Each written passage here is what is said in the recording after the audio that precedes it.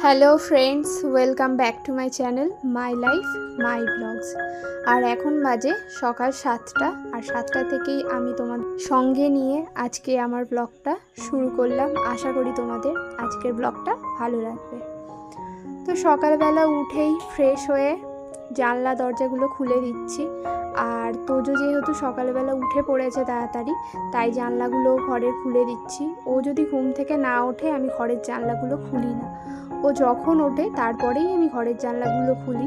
ও কখনো কখনো 8টা, 8:30 এরকম সময়েও ওঠে, তো তারপরেই আমি কিন্তু ঘরের জানলা খুলি। আর আজকে যেহেতু ও তাড়াতাড়ি উঠে পড়েছে তাই তাড়াতাড়ি খুলে দিলাম। আর তোমরা দেখতেই পেলে বাঁশবাগান, ওই বাঁশবাগানে কিন্তু প্রচুর পাখি সকালবেলা এসে ডাকাডাকি করে, আর ওদের ডাকাডাকি কিন্তু শুনতে খুব ভালোই লাগে। তো তারপরে আমি বাইরে এসে কল থেকে জল নিয়ে নিলাম হাঁড়িতে করে রান্নার জন্য। আর ঘাটের ওপারে দেখতে পাচ্ছ বড় বড় গামলা ধুচ্ছে। আসলে আমাদের বাড়ির সামনেই একটা মন্দির উদ্বোধন হয়েছে, তোমাদের ভিডিও করে রেখেছিলাম মন্দিরটা, কিন্তু অনেক ভিডিও ডিলিট করতে গিয়ে ওই ভিডিওটা কিভাবে ডিলিট করে দিয়েছি তাই দেখানো হয়নি।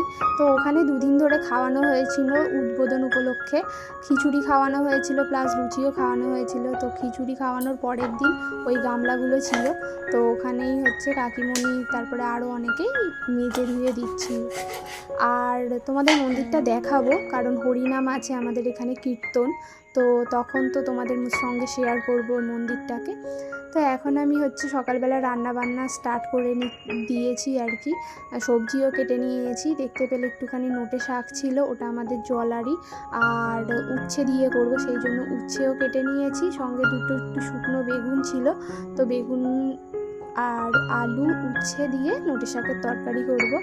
আর আমার ছেলের জন্য সবজি কেটে নিয়েছি, ডালিয়া করব বলে।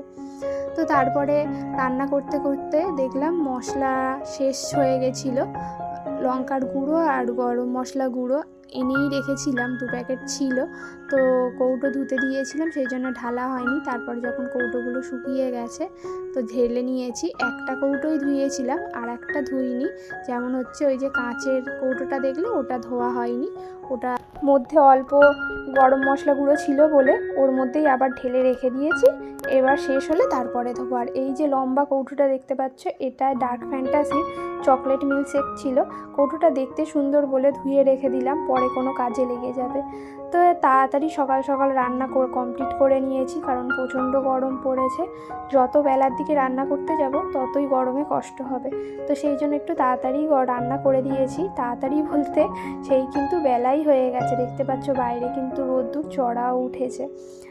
আর তখন আমার রান্না প্রায় 11:30টার সময় কমপ্লিট হয়ে গেছে। রান্নাঘরটাকেও প্রায় গুছিয়ে নিয়ে ঘরে চলে এসেছি। আর বিছানা সকালবেলা কিন্তু একবার গুছিয়েছি, তো এসে দেখছি আবার ছেলে যেহেতু একটু পড়তে বসেছিল, বই টই ছড়িয়ে আছে, তো ওগুলোকেও গুছিয়ে নিচ্ছি।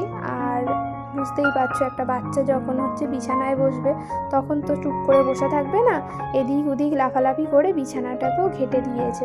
তো বিছানাটাকে আর একবার ভালো করে টান টান করে গুছিয়ে নিলাম, নিয়ে একটু ঝেড়েও নিয়েছি বিছানাটাকে। আর ঘরের মধ্যে বিছানাটা যদি অগোছালো হয়ে থাকে তাহলে কিন্তু ঘরটা পুরো বেমানান লাগে, তাই বিছানাটাকে যদি যতটা পরিষ্কার পরিচ্ছন্ন করে রাখা যায় ততটাই ভালো লাগে।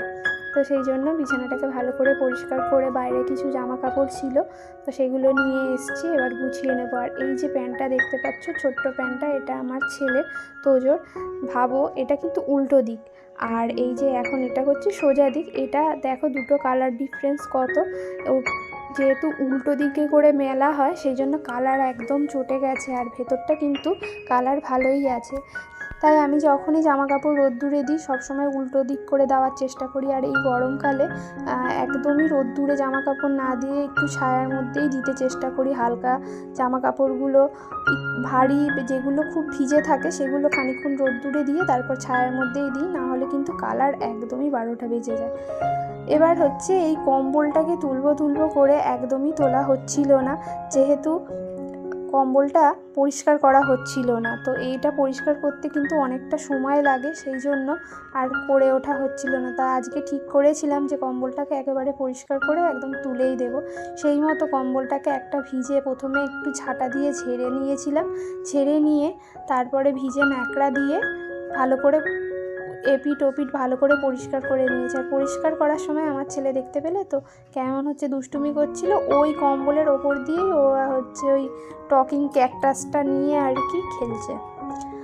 তো ভালো করে মুছে এপিট ওপিট দুদিকে মুছে ছাদে চলে এসেছি, এসে আর মেলে দিচ্ছি। আর যেহেতু প্রচণ্ড রোদ্দুর তাই অনেকটা বেলার দিকে মুছলেও আমি জানি কম্বলটা পুরোই একদম শুকিয়ে যাবে।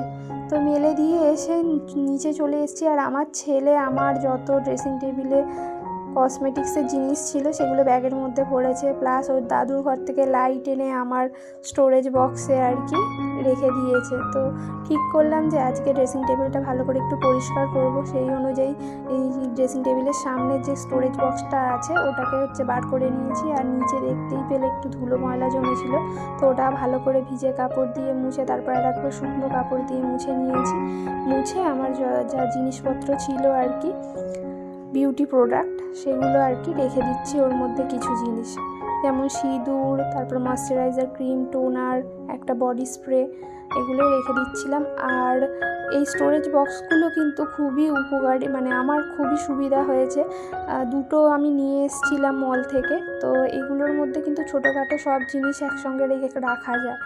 এরপর ড্রেসিং টেবিলটা ভালো করে একদম পরিষ্কার করে নিচ্ছে। আর আমার ড্রেসিং টেবিলটার কালার যেহেতু ব্ল্যাক, সেই জন্য এর ওপর ধুলো পড়লে না সাদা সাদা হয়ে থাকে, খুবই বিচ্ছিরি লাগে। তো দুদিন ছাড়াই এটাকে ভালো করে মুছতে হয়। তো মুছে একটু সাজিয়ে রাখছিলাম, কিন্তু আমি জানি যে এই সাজিয়ে রাখা বেকার, কারণ আমার ছেলে হচ্ছে রাখতে দেবে না, সেই ব্যাগের মধ্যে নিয়ে সব জিনিসপত্র নিয়ে ঘুরবে। তবুও মাঝে মাঝে ইচ্ছা হয় যে ড্রেসিং টেবিলের সামনেটা একটু সুন্দর করে গুছিয়ে রাখি। তো এরপর একটু আয়নাটা কলিন দিয়ে পরিষ্কার করে নিচ্ছি। আর আমার ছেলের দেখো দুষ্টুমি শুরুও হয়ে গেছে, ঘাটাঘুটি শুরুও হয়ে গেছে, ও ঘাটাও শুরু করে দিয়েছে। দেখছো একটা ছোট্ট ফুলের দানি আর কি ওখানে রেখেছিলাম, তো ওটাও একদম নিয়ে নিল। তো যাই হোক, তো এভাবে হচ্ছে ড্রেসিং টেবিলটাকে কলিন দিয়ে ভালো করে পরিষ্কার করে নিচ্ছি। আর ড্রেসিং টেবিল একটা মেয়েদের প্রিয় জিনিস, যেখানে মেয়েদের সব সাজার জিনিস থাকে, একটা পছন্দের জায়গা যেখানে সারাদিনের পরে এসে নিজেকে একটু দেখে রিফ্রেশ লাগে। তো ভালোই লাগে আর কি, এটা একটা ভালো লাগার জায়গা আমাদের মেয়েদের। তো এটাকে পরিষ্কার রাখতে পারলে আমাদেরই ভালো লাগে। তো সেই জন্য একটু ভালো করে সব পরিষ্কার করে নিচ্ছি। আর ড্রেসিং টেবিলের হ্যান্ডেলে একটা তোজো টেডি বিয়ারও রেখেছি। আর এই দেখো ফুল ড্রেসিং টেবিলের লুক দেখতে পাচ্ছ। আর ড্রেসিং টেবিলের মাথায় আছে আমাদের ওষুধের বাক্স, যে বাক্সগুলো দেখছো ওতে ওষুধের বাক্স আছে। আর পাশেই একটা আমার হাজব্যান্ডের হাতের তৈরি কাঠি দিয়ে, আইসক্রিম কাঠি দিয়ে বানানো একটা ফুলদানি রেখেছি।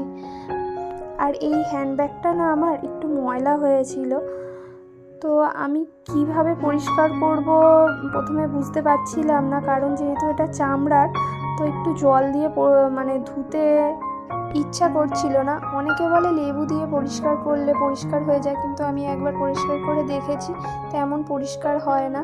তো তারপরে কি করলাম, একটু সার্ফ জলে ন্যাকড়া ভিজিয়ে তো সেইটা দিয়ে একটু পরিষ্কার করলাম, করে আর তারপরে রোদ্দুরে দিয়ে দিয়েছিলাম।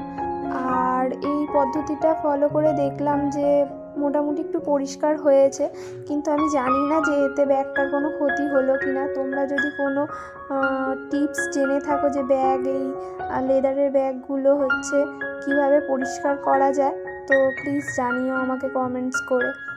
তো তারপরে দেখতেই পেলে ওটাকে একটু রোদ্দুরে দিয়ে এলাম, দিয়ে রান্নাঘরে চলে এসেছি। তোজোর একটা জলের বোতল প্লাস হচ্ছে এই কাচের দুটো গ্লাস রোদ্দুরে দিয়েছিলাম সোজা করে, যাতে জল শুকিয়ে যায়।